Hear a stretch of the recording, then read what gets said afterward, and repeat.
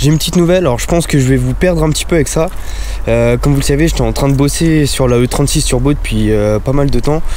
Et en fait, ça prend un tournant complet parce que tout simplement, j'ai décidé tout simplement de racheter une nouvelle E36.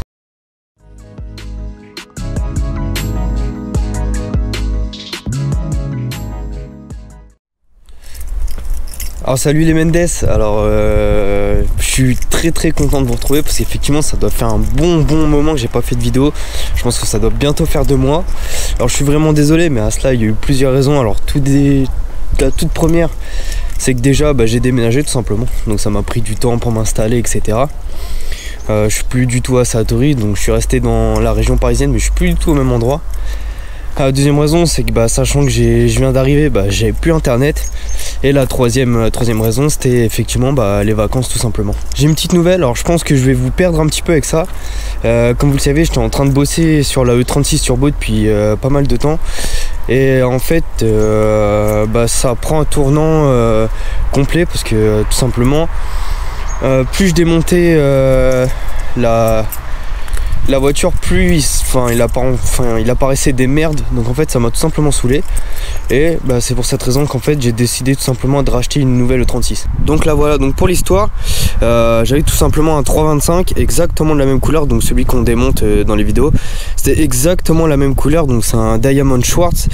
Et en fait je l'ai tout simplement planté. Donc chose que vous ne savez pas, c'est que j'avais racheté une 320, donc la mauve, qui devait en fait me servir de réceptacle, en fait pas de donneuse d'organes, mais vraiment qui devait recevoir en fait toutes les pièces ma 325.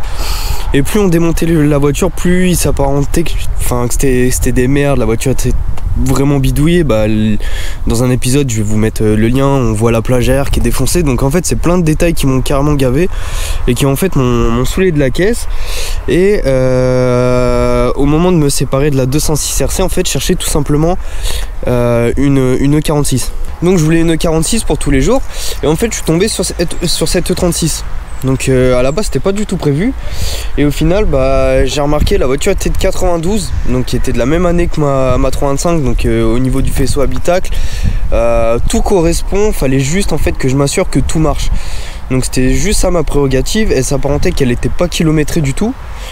Carrosserie on va faire le tour, mais elle est pas en super bêta, elle est vraiment pas clinique, mais elle a que 120 000 bornes.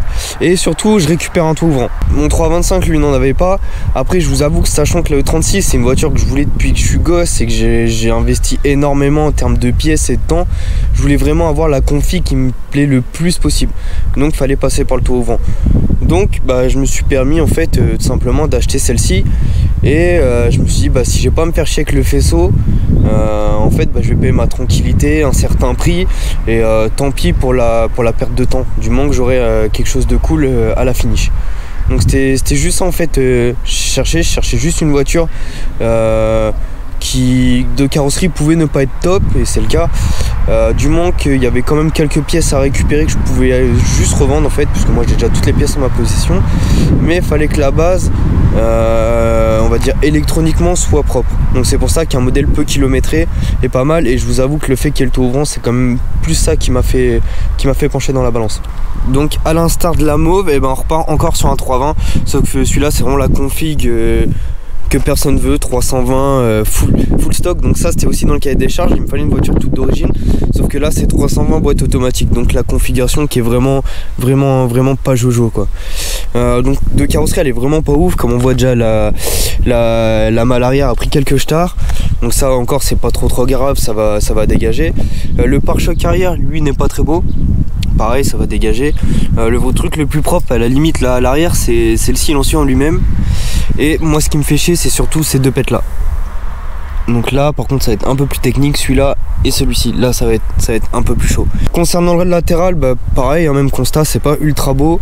L'aile arrière ici qui a été bignée, donc tout le long, ça à la limite ça me faisait pas archi peur, dans le sens où avec le kit fait l'uniforme, tout ça va être découpé en fait. Donc au final le pet n'apparaîtra plus, donc à la limite c'est pas trop le souci. Comme on voit les magnifiques baguettes qui sont vissées, donc ça c'est génial. Le bas de caisse, malheureusement, ça c'est vraiment le truc qui me fait un peu chier. La porte qui a reçu pas mal de stars, donc ça j'en ai de rechange, donc c'est pas un gros problème en soi, ça va être juste du temps. L'aile avant, bah, c'est un des seuls éléments qui est pas encore trop touché, mais bon, j'en ai une de la même couleur, donc c'est pas, ça va venir se mettre en place aussi, hein, c'est pas le problème. Le pare-choc avant, même constat. Pas Jojo, il n'y a pas les anti-brouillards, donc de toute façon moi je comptais les supprimer, mais c'est dommage, ça aurait pu faire une pièce à revendre. La calandre de phase 1, mais qui est bignée également. Donc ça, moi à la limite je comptais passer en phase 2, mais le problème c'est que la calandre ça aurait pu être un élément qui se revend bien, et là ce sera même pas le cas puisque elle est touchée tout simplement. Les feux jaunes d'origine, donc ça c'est le détail pour les mecs en E36 qui est très cool. Moi personnellement c'est quelque chose qui va partir et que je vais pas garder tout simplement. Et là de ce côté là, même constat. Le bas de caisse qui est légèrement frotté, la porte j'en ai une de rechange. Bon, la baguette qui a sauté, vous inquiétez pas, hein, c'est moi qui l'ai enlevé tout simplement. L'aile arrière pareil qui est bignée juste ici. Mais pareil, ça n'a pas trop d'inquiétude, ça va sauter avec le Feloni. Et je pense tout simplement qu'on a fait le tour. Et du coup, moi, ce que j'ai gagné, c'est tout simplement le tour au vent. Donc à l'intérieur, hein, rien de fou, voire même le contraire. J'avoue que le gros détail qui m'a fait chier, c'est la moquette qui est percée. Ça, c'est bien chiant parce que ça a été à changer. Franchement, si j'aurais pu m'en passer, ça aurait été plus cool. Le cuir, bon, il y a juste celui-ci qui est pas très joli. Le passager et la banquette sont juste nickel. En plus, je les ai tout nettoyés, donc ils sont plus gras, ils sont vraiment mat, satinés comme à l'origine. Il y a plus ce côté un peu brillant, tout dégueulasse. Donc voilà, le côté pas joyeux du tout, c'est principalement ça en fait. La bonne boîte auto, surtout qu'elle est vraiment pas ouf du tout. J'ai la même maladie que sur ma E36, la boîte à gants qui allait pas du tout bien, mais sinon dans l'ensemble c'est quand même relativement propre. Donc en fait moi je voulais juste que électroniquement j'ai pas de grosse merde dessus, pas comme l'autre où tout était niqué. Et au final j'ai récupéré une voiture qui a 120 000, donc voilà. Donc au final la voiture est pas très belle en soi, mais dans la mesure où de toute façon avec le kit Feloni, le pack M et tout va être repeint.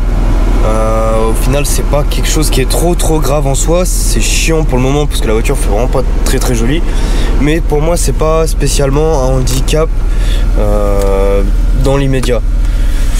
Sûr qu'il y a un peu de boulot, mais bon, au moins on a une base, on a un véhicule qui a 120 244 km. Donc le moteur qui a ce kilométrage là et qui pourrait être vendu du coup, donc ça je compte sur ça pour récupérer une petite partie de l'argent que j'ai dépensé dans la voiture. Mais sinon il y a plein de petits éléments qui sont en bon état et qui vont pouvoir soit être gardés par rapport à l'état des miens, ou que je vais pouvoir revendre facilement. Donc voilà. Donc le critère, le cahier des charges, c'était déjà que la voiture soit full stock, bien entendu, pour éviter d'avoir des vieilles surprises, et que ce soit une phase 1 qui ait pas de problème électronique. Donc là pour le moment on est plutôt pas trop mal, ça va encore.